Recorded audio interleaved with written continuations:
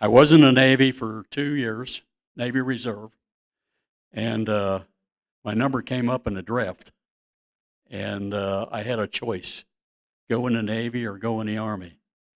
And I made the decision to go in the Army. There was a reason for that, but I won't go into that. But I took 16 weeks of infantry training, mostly heavy weapons, down at Fort Riley, Kansas.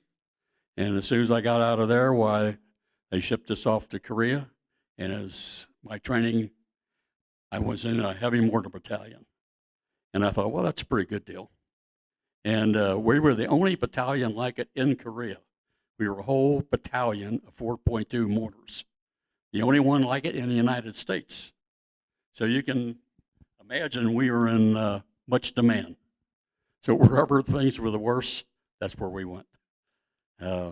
You probably heard of Pork Chop Hill, Sniper Ridge, name them all. We were overrun twice by the Chinese.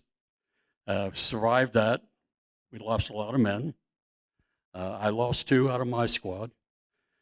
I wound up, even with my training in heavy weapons, they put me in the communication squad.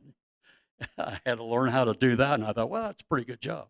I found out that was the worst job because now you were running up on the front line all the time, running wire and fixing wire, because without communications, mortars aren't any good.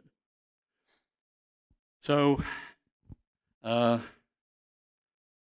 think the worst one was what they called OP Harry, Outpost Harry. It was a very bad spot because it was right in line with the going into Seoul, Korea. So the Chinese wanted that very, very bad. So they kept hitting that hill, and they called us over there. We wound up staying over there for about 2 months. And but we held it. We got OP Harry, and they held on to it. And that was good because if they said the Chinese got it, they would have went right on into Seoul, Korea again. So that was the good part. And we got Pork Chop Hill. We were there. I don't know. I can't remember all of them. But after the Korean War, they disbanded the 4.2 mortars altogether. There was no more, and there still isn't today. We were the last. And I don't know why. They do have mortars, but they're different than we had, and they don't have a full battalion. In fact, when we were there, we were the only full battalion. So that amounted to 36 heavy mortars, which put out a lot of firepower. So that's why we were wounded pretty bad.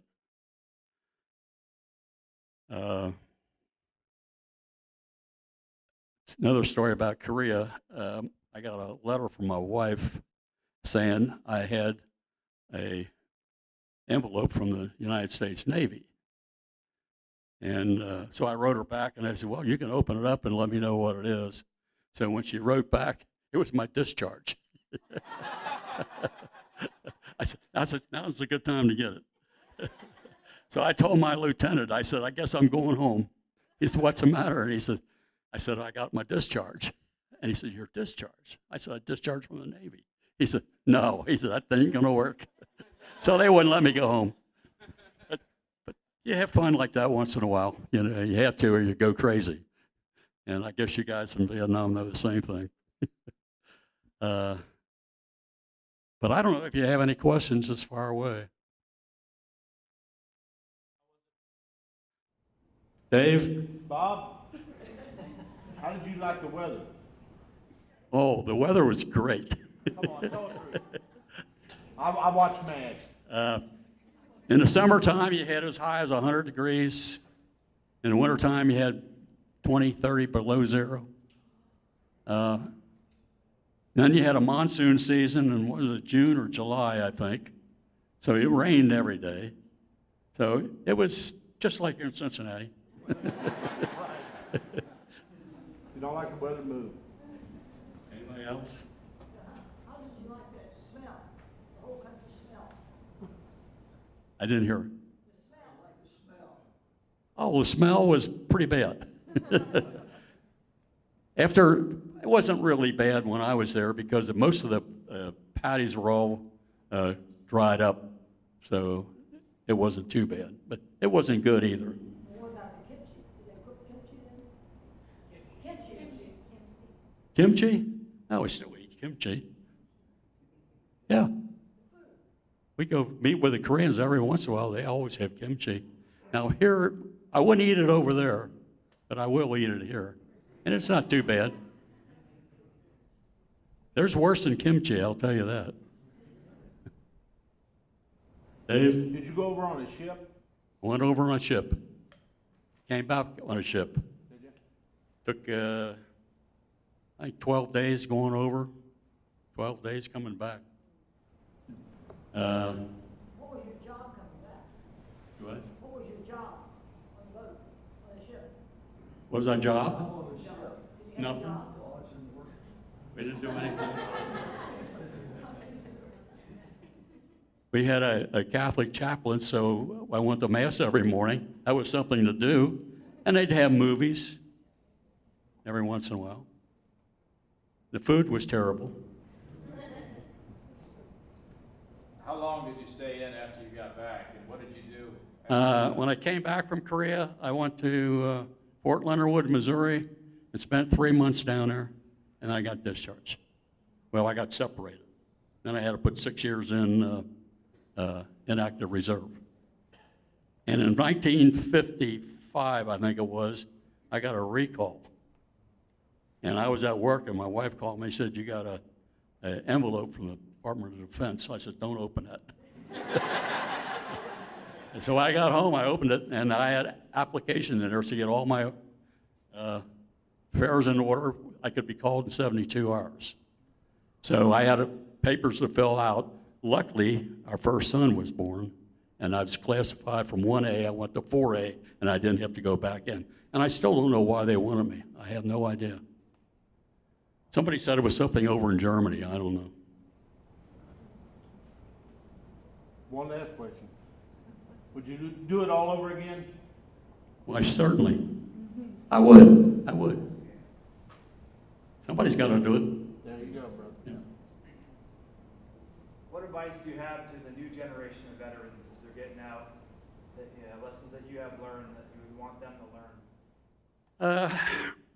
One thing I would suggest, if you're getting out, if you got an association with your outfit you belong to in combat or otherwise, I join up with them. We have one, and we have a lot of fun. We used to have like 100 of them come to a reunion. Now we're lucky we get 8 or 10. But now what we did is we hook up your Army bases. We have the young guys come in. We invite them to our banquet. Like this year at Fort Leonard Wood, Missouri, we had, I think it was about 52 soldiers come in and for that night, and we fed them. Then we sat around and talked to them. We all switched around. And we've done that about for the last, 8 years, I guess. And we'll keep doing it. One got set up already. We're going to Fort Campbell next year. Of course, we don't stay on a base. You're not allowed to do that, but we're staying in a hotel near that. So. But we have a lot of fun with those guys, and they like talking to us, so it works out real well. How did your experience in the Army in Korea affect what you did after you left the service? I don't think it affected me anyway at all. I went right back to the job I had before I went in. And I stayed there for 36 years, so that didn't bother me. Have you been back to Korea since? Yes. How was it? I went in 2000. I couldn't believe it when I saw it. South Korea is beautiful, beautiful. High-rise buildings, you felt like you were in downtown Chicago or New York. No. And I could go back again if I wanted to. They said anybody went before, they could go again, but I don't think I could stand a trip anymore. That's 12 hours on a plane getting over there. That's a long time to fly. But I'll tell you what, we flew Korean Airlines, and they were the best airlines that I ever flew on. They were good. How old were you when you went in? What? How old were you when you were drafted? I was almost 21. I was married, too. That was the tough part.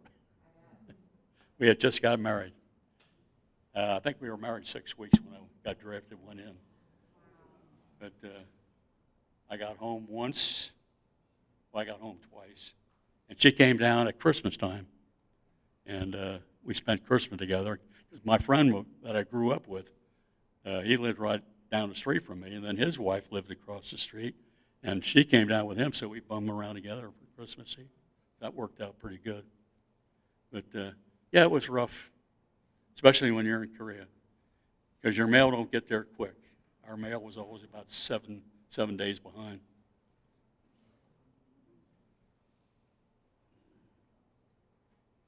But it was quite an experience, and I wouldn't trade it for anything in the world.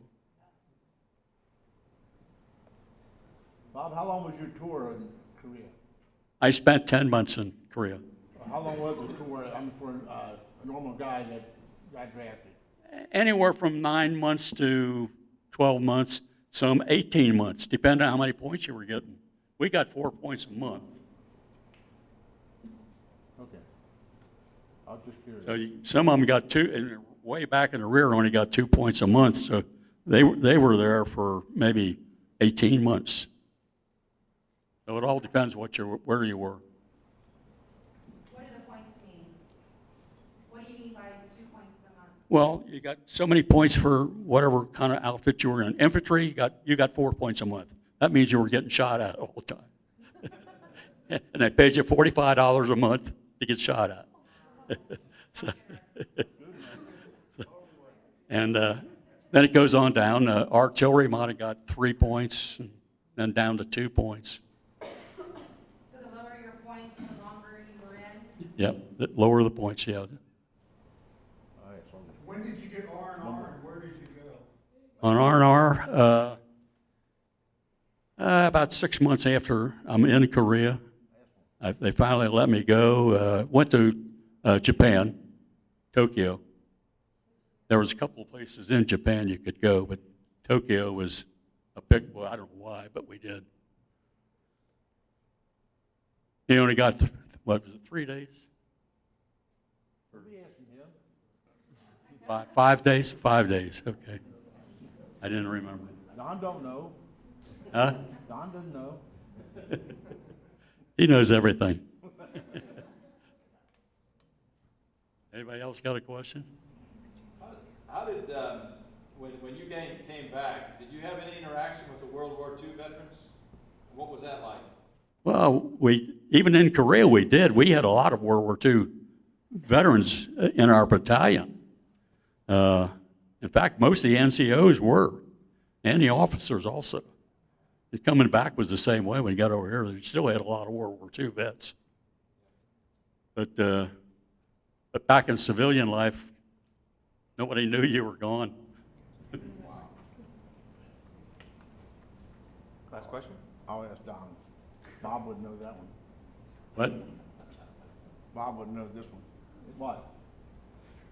Was Korea the first war that the helicopters were assigned? I believe it was, yeah.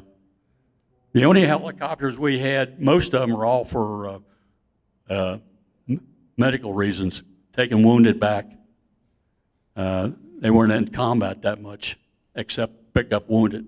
Oh, they didn't have gunships and nothing? No. Thank you. Those were the old bubble nose, you know. Yeah. You watch MASH, that's what we had. I watched MASH.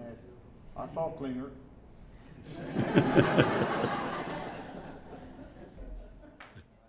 Okay.